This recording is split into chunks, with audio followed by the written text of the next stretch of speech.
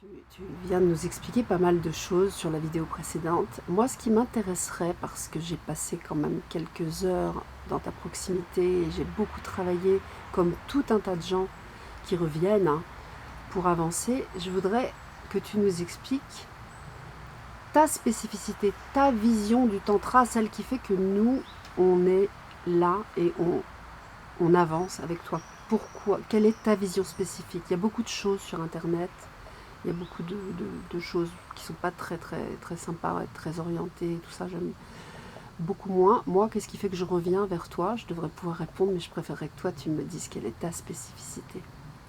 Alors, il y a beaucoup de choses sur le tantra, sur Internet, mais qui, de mon regard, restent, je dirais, au niveau matériel du tantra. Et si on regarde le tantra au niveau matériel, effectivement, les exercices tantriques, c'est une forme de pratique, dans ma vision, dans ma perception méditative, qui se passe avec deux êtres, un homme, une femme, complémentaires. Maintenant, il y a un autre niveau, au niveau du tantra, et dont on parle peu, qui est le niveau de l'état d'être. Et pour moi, en fait, le tantra, il y a un tantra qui se passe au niveau du corps, mais il y a le cœur du tantra, c'est le tantra de l'être. C'est pour ça que j'ai parlé dans l'interview précédente, j'ai parlé de l'Advaita, l'Advaita qui est la non-dualité. Et dans ce tantra de l'être, là, on arrive dans ces espaces de non-dualité. Je rappelle la définition du mot tantra. Le mot tantra signifie expérience. Donc, ce sont des mises en situation d'expérience qui vont nous permettre de vivre à la fois les espaces de dualité, on va dire au niveau du physique, mais au niveau de l'être, ce qui est de l'ordre de l'énergie. Et là où tout se passe, c'est au niveau de l'énergie. Là où se passent toutes les transformations, c'est au niveau de l'énergie. Et c'est ce qu'on retrouve dans la vraie vie de tous les jours. Et c'est ce qu'on retrouve dans la vraie vie de tous les jours, à tous les niveaux. D'abord, avec soi-même, 2, dans son environnement proche, son couple, ses enfants, ses parents, dans l'environnement proche du travail, dans l'environnement proche même de l'implication sociale que je peux mettre dans ma vie. Donc le tantra, pour moi, ça rayonne bien au-delà de la sphère du couple et du sexe. Ça rayonne dans toutes les sphères de l'existence. Je dirais même ce qu'on est en train de vivre là au niveau de l'écologie, les enjeux écologiques, ça a à voir avec le tantra. Ouais, c'est la manière dont on rayonne avec l'extérieur, mais en partant de l'intérieur. Mais en partant du cœur. Ouais. Le cœur, et le cœur, c'est l'état d'être. Si, comme je vois les politiques actuelles, à quelques rares exceptions près, ils sont tous dans un niveau de raisonnement et de logique qui part de l'ego. L'ego, c'est là où on est tous différents. Nos égos sont tous différents. Je suis blonde, l'autre est brune, j'ai les yeux bleus, l'autre a les yeux noirs. Enfin, on parle des différences au niveau de l'ego. On parle des différences de culture, d'éducation, de caractère, de ceci, de cela. Mais je vois très peu de politiques qui prennent des décisions justes à partir de l'état d'être. Ils sont rarissimes. La majorité parle de dialectique, de combat, de comparaison, de jugement à partir de l'ego. On est dans un bain d'ego perpétuel. Alors, comme dirait l'autre, avant de plus avoir d'ego, il faut déjà en avoir un. Je le concède. Il faut déjà avoir un ego pour ensuite aller dans la sphère du non-ego. C'est ce qu'on fait dans le tantra, dans le tantra que je propose, de prendre conscience effectivement de ces couches de l'ego, de ce que l'on aime et de ce que l'on refuse de soi d'abord, parce que ce que j'aime et ce que je refuse des autres, ce que je projette sur les autres, Eh ben, c'est d'abord des choses que j'accepte ou que je ne supporte pas en Oui, on moi. peut travailler à partir de sa vision de soi et de ce Ah, qu'on est à l'intérieur. C'est Absolument, pas la mais peine tout ce de- que je projette sur les autres, par exemple, je n'aime pas chez ma belle-mère son côté, comment dire, intolérant, mais, mais En quoi ça me parle de moi? quelle est ma part d'intolérance, hein, mon fils le dira très très bien, que j'étais quelqu'un d'assez intolérant parfois. En tout cas, qu'est-ce que j'ai à régler Et par qu'est-ce rapport que à j'ai ça, voilà. à régler, à Avec voir moi-même. à voir d'abord, parce À que moi, dans découvrir. mon esprit, c'était que ma belle-mère qui était intolérante. Et tous les gens qui m'ennuient, qui sont intolérants, en réalité, c'est l'intolérance, elle est en moi. Hein. Et qu'est-ce que j'ai à trouver avec ça? Comment je peux voir cette intolérance? Et cette intolérance, qui peut être aussi un cadeau. Hein, l'intolérance, c'est aussi la rigueur.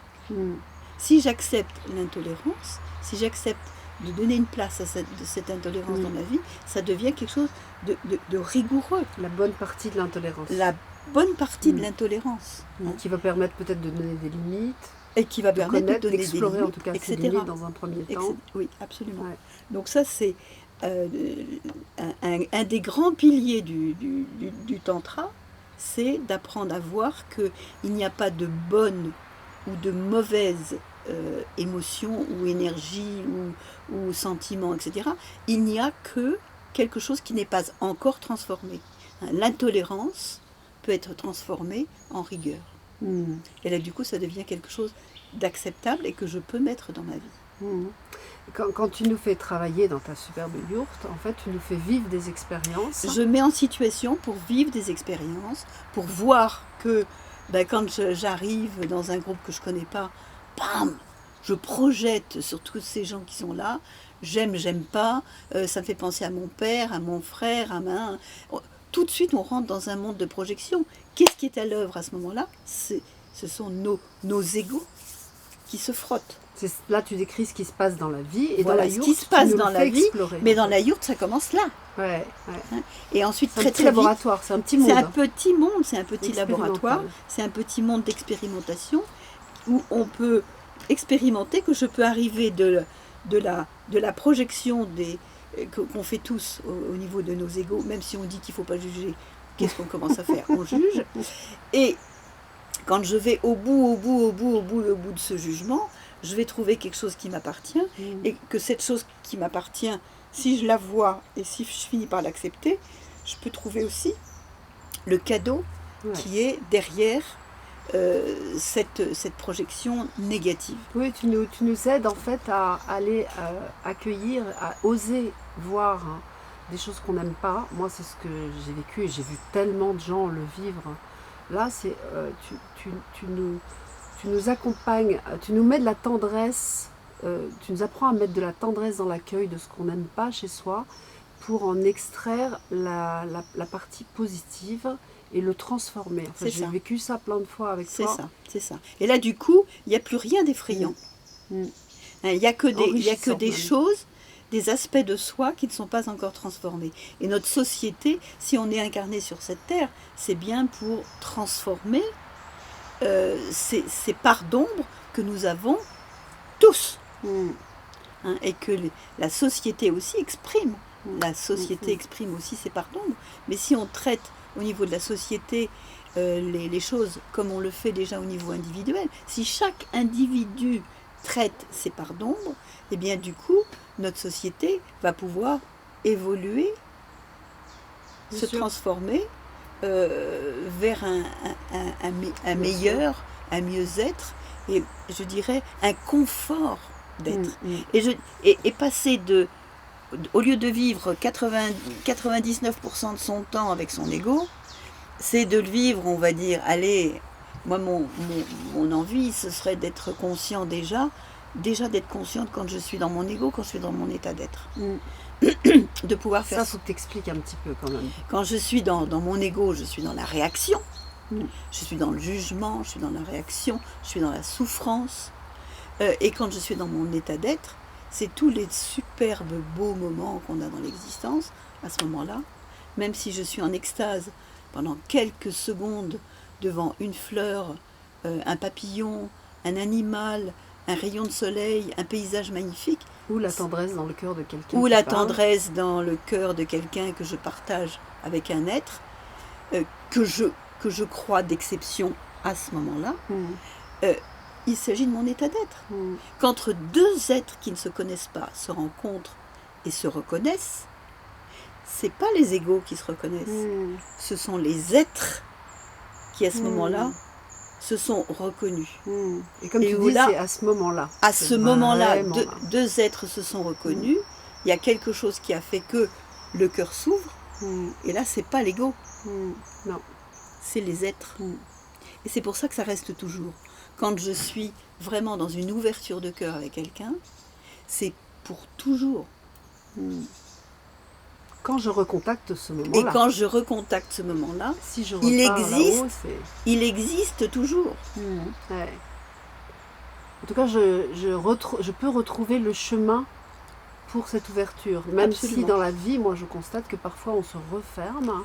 Ben oui. On sait par quelle voie. Ben oui, parce que à ce moment-là, l'ego, les différences de l'ego reprennent le dessus. Le dossier ego remonte sur le dessus de la pile. Et il est lourd. Et on interfère à ce niveau-là avec toutes les choses qui déplaisent. Oui, mais ça brosse à dents cet endroit-là. Moi, je voudrais que ce soit là. Oui, il range ses affaires, il ne range pas ses affaires.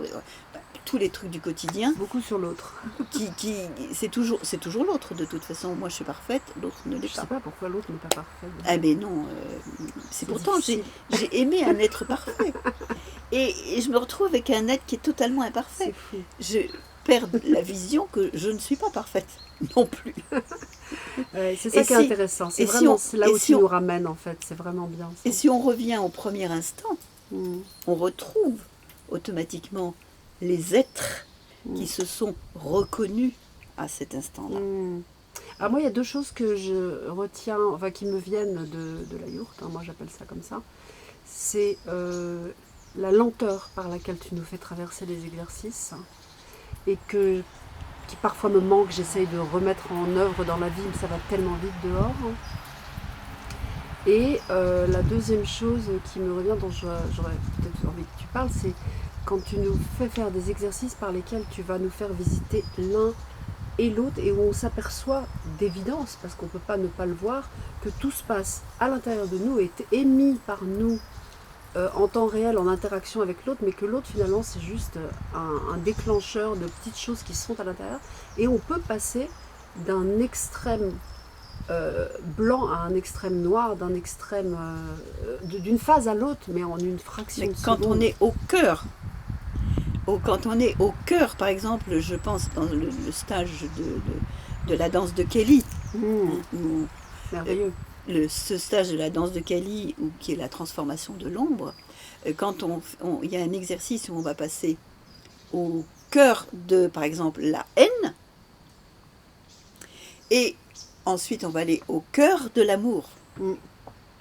Et quand on s'aperçoit dans l'expérience que quand je suis allée totale, j'ai pu aller totale dans cette énergie de haine avec quelqu'un, et que ensuite je peux aller beaucoup plus facilement dans le total de l'énergie de l'amour avec cette même personne. Ouais. Donc là, on s'aperçoit que la haine et l'amour sont les deux faces d'une même pièce. Ouais.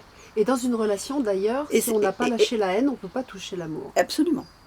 Lâcher la haine, j'entends.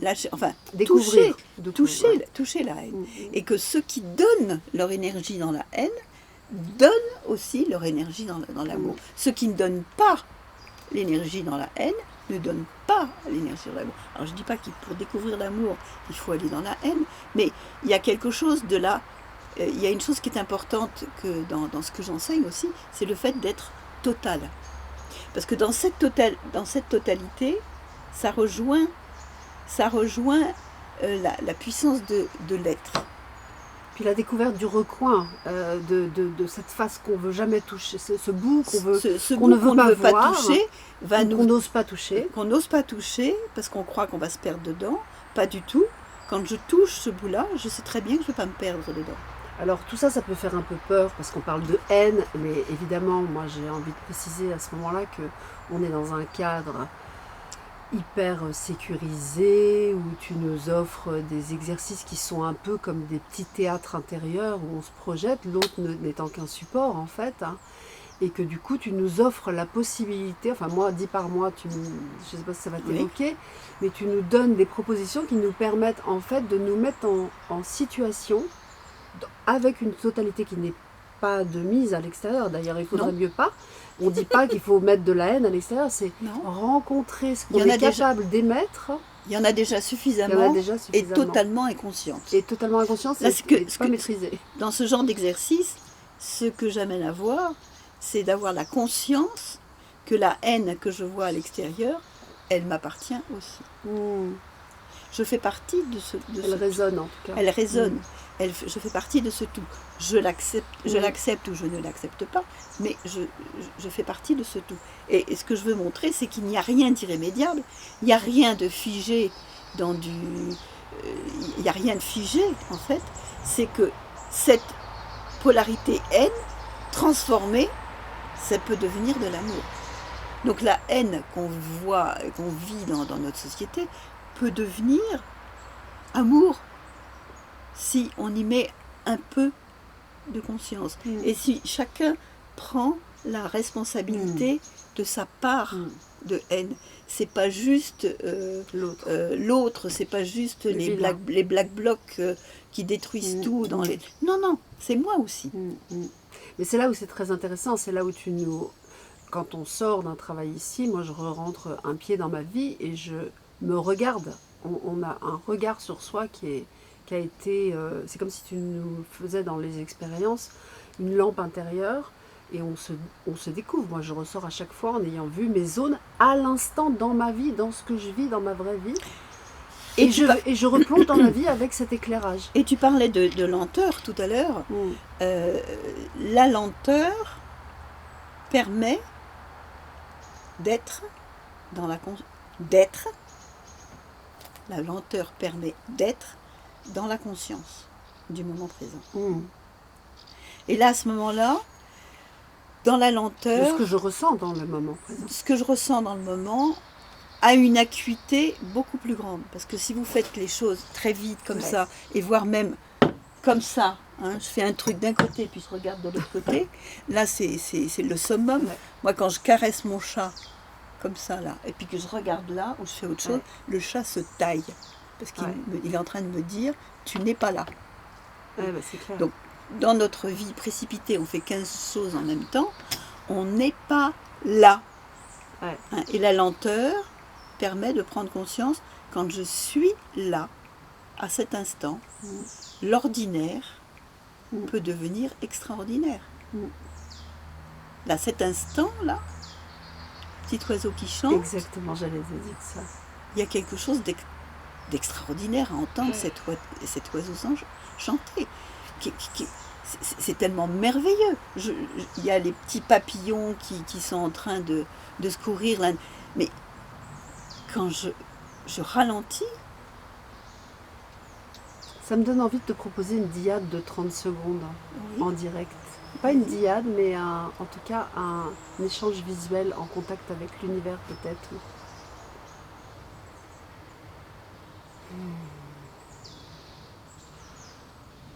Ça fait trop du bien.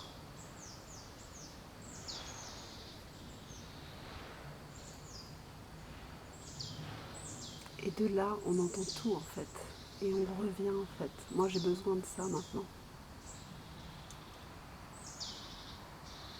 Voilà.